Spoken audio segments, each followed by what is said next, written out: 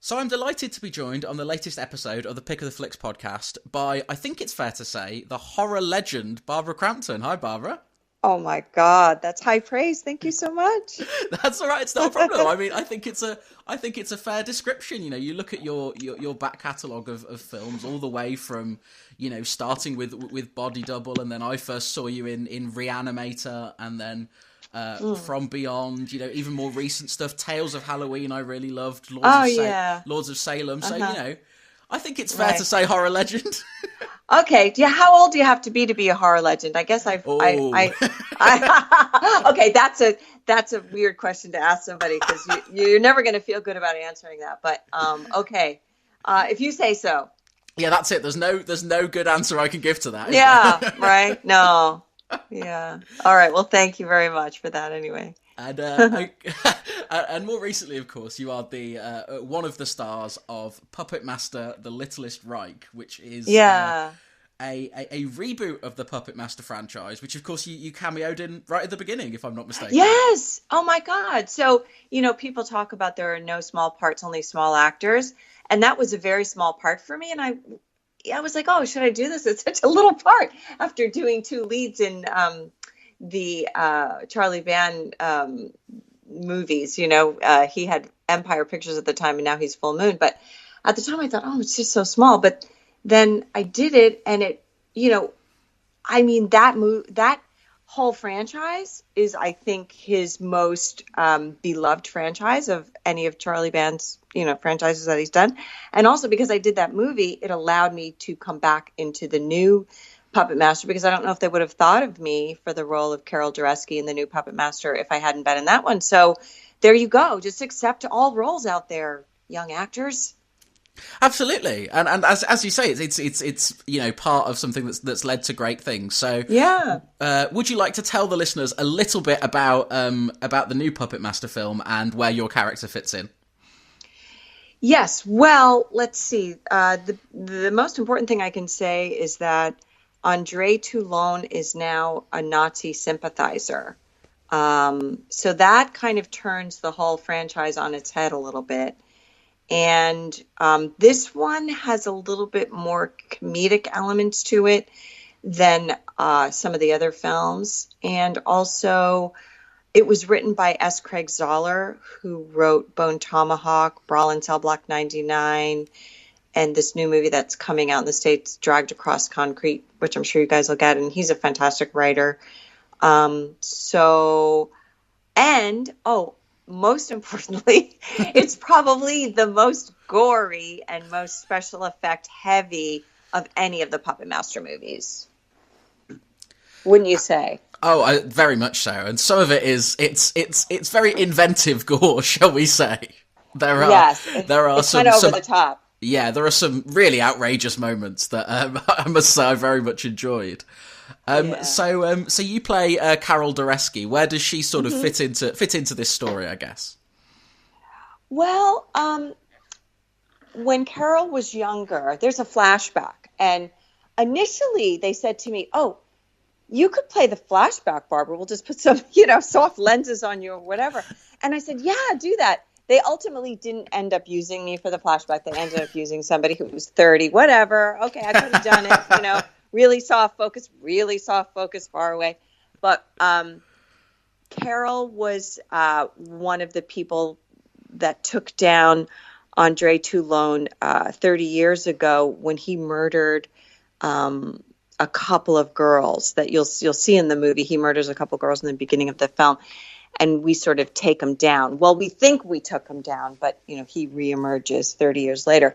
So I was a police officer 30 years ago, and now I am retired from that job, but I help to give the docent tours at the kind of Andre Toulon mansion. There's a lot of I give a huge tour. I mean, it was a 6 or 7 or 8 page monologue.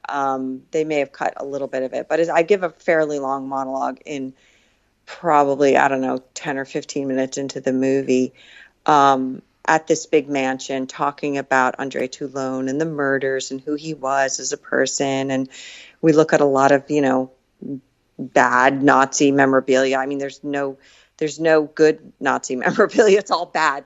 So I give a tour and of the mansion, and then some chaos ensues, which it always does in these films.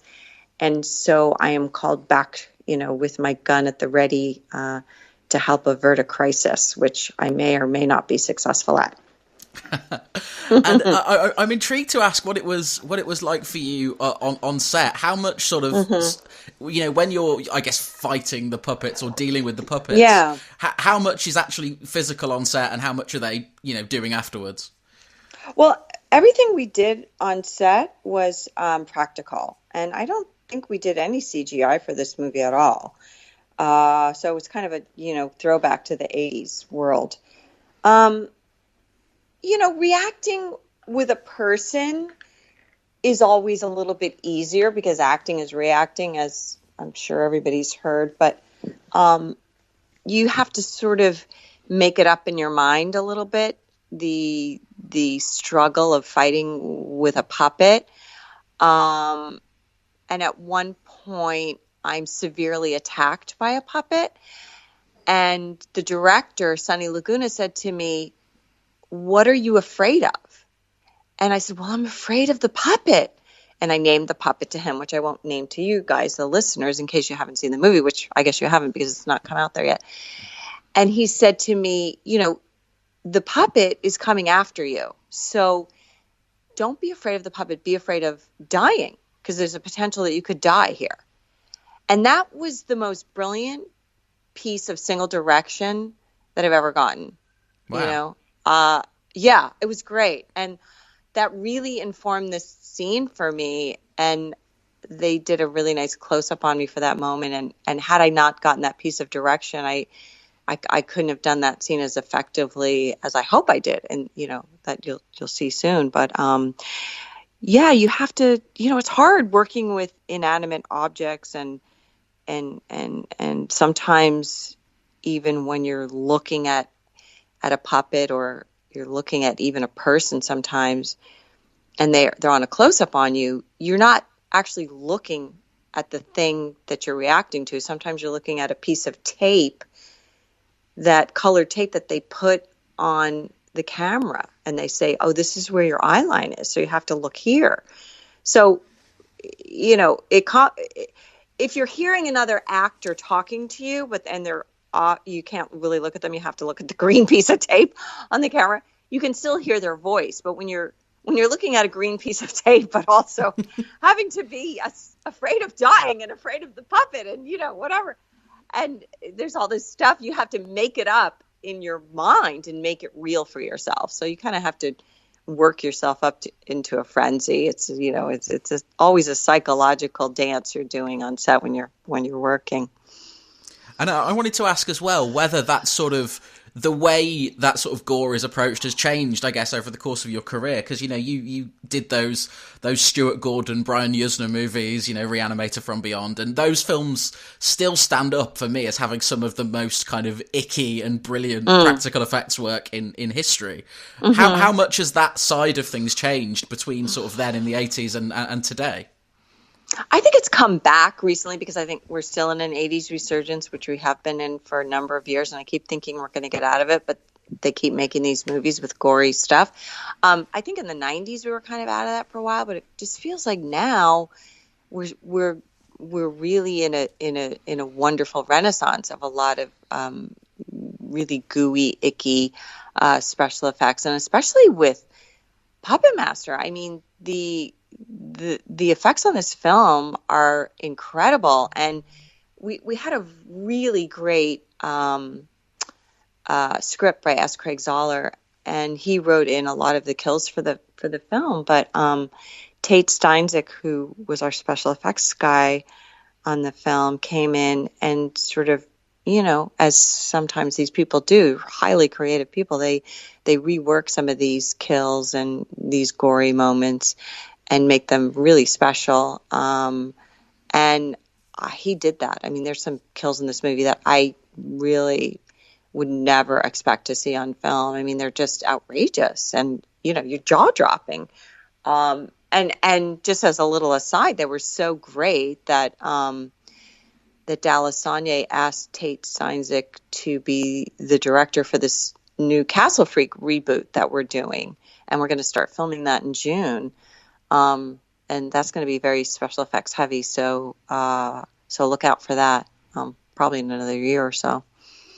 Absolutely, and British listeners should be looking out for Puppet Master on 19th of April when that hits cinemas.